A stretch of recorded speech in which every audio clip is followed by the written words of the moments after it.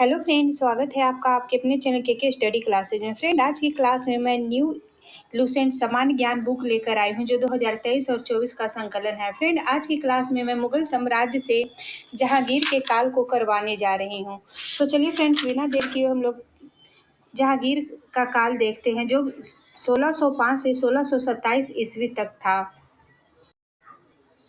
आज की क्लास में जहांगीर का क्लास होगा। जहांगीर जो है यह 1605 से 1627 ईस्वी तक था।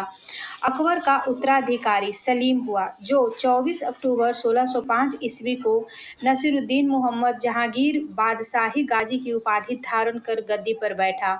जहांगीर का जन्म 30 अगस्त 1569 ईस्वी को हुआ। अकबर ने अपने पुत्र का नाम सलीम सूफी संत शेख सलीम चिश्ती के नाम पे रखा। जहांगीर को न्याय की जंजीर के लिए याद किया जाता है। यह जंजीर सोने की बनी थी जो आगरा के किले के शाहबुर्ज एवं यमुना तट पर स्थित पत्थर के खंभे में लगवाई हुई थी।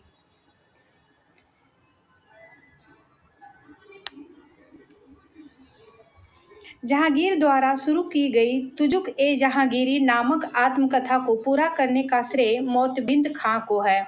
तुजुक ए जहांगीरी नामक आत्मकथा जो जहांगीर की थी उसे पूरा करने का श्रेय जो है मोतबिंद खां को दिया जाता है।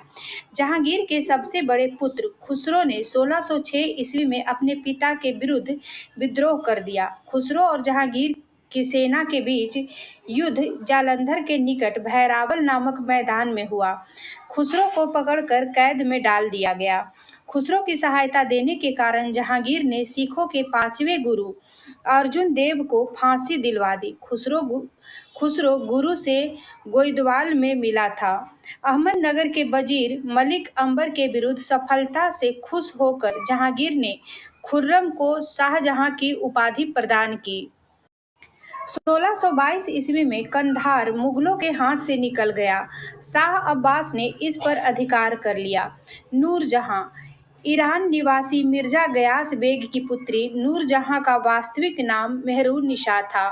1594 में नूरजहां का विवाह अली कुली बेग से संपन्न हुआ। जहांगीर ने एक शेर मारने के कारण अली कुली बेग को शेर अफगान की उपाधि प्रदान की। 1607 में शेर अफगान की मृत्यु के बाद मेहरुन्निसा अकबर की विधवा सलीमा बेगम की सेवा में नियुक्त हुई। सर्वप्रथम जहांगीर ने नौरोज त्योहार के अवसर पर मेहरुन्निसा को देखा और उसके सौंदर्य पर मुग्ध होकर जहांगीर ने मई 1611 ईस्वी में उससे विवाह कर लिया। विवाह के पश्चात जहांगीर ने उसे नूर महल व नूरजहां की उपाधि प्रदान की। नूरजहां के सम्मान में जहांगीर ने चांदी के सिक्के जारी किए। जहांगीर ने ग्यास बेग को शाही दीवान बनाया एवं एतमाद-उद-दौला की उपाधि दी। एतमाद-उद-दौला की उपाधि जो है ग्यास बेग को जहांगीर के द्वारा दिया गया। जहांगीर के शासनकाल में ईरानियों को उच्च पद प्राप्त हुए। लाडली बेगम शेर अफगान एवं मेहरुन्निसा की पुत्री जिसकी शादी जहांगीर के पुत्र शहरयार के साथ हुआ था। लाडली बेगम किसकी पुत्री हो जाएगी? तो शेर अफगान और मेहरुन्निसा की पुत्री, और इसकी शादी हो गई थी किससे? तो जहांगीर के पुत्र शहरयार से।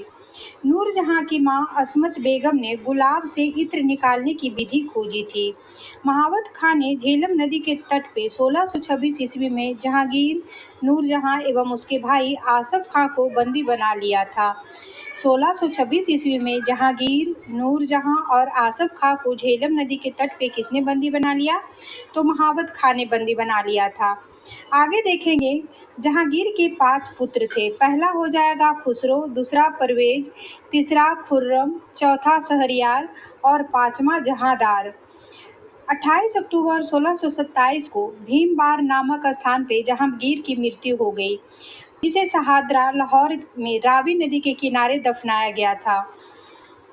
जहांगीर की मृत्यु भीमबार नामक स्थान पे हुआ और इसे शहादरा लाहौर में रावी नदी के किनारे दफनाया गया। मुगल चित्रकला अपने चरम उत्कर्ष पे था। जहांगीर के शासनकाल में मुगल चित्रकला जो थी यह चरमोत्कर्ष पे थी। जहांगीर के दरबार के प्रमुख चित्रकार थे आगा रजा, अब्दुल हसन, मोहम्मद नासिर, मोहम्मद मुराद, उस्ताद मंसूर, बिशन दास, मनोहर एवं गोवर्धन, फारूक बेग और दौलत।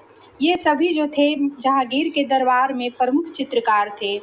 जहांगीर ने आगा रजा के नेतृत्व में आगरा में एक चित्रणशाला की स्थापना की।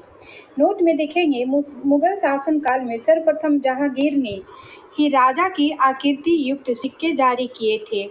मुगल शासनकाल में सर्वप्रथम जहांगीर ने राजा की आकृति युक्त सिक्के जारी किए। इसके समय निसार चांदी का सिक्का था। जहांगीर के समय जो चांदी का सिक्का चलता था उसका नाम निसार था, जो रुपये के चौथाई के बराबर होता था।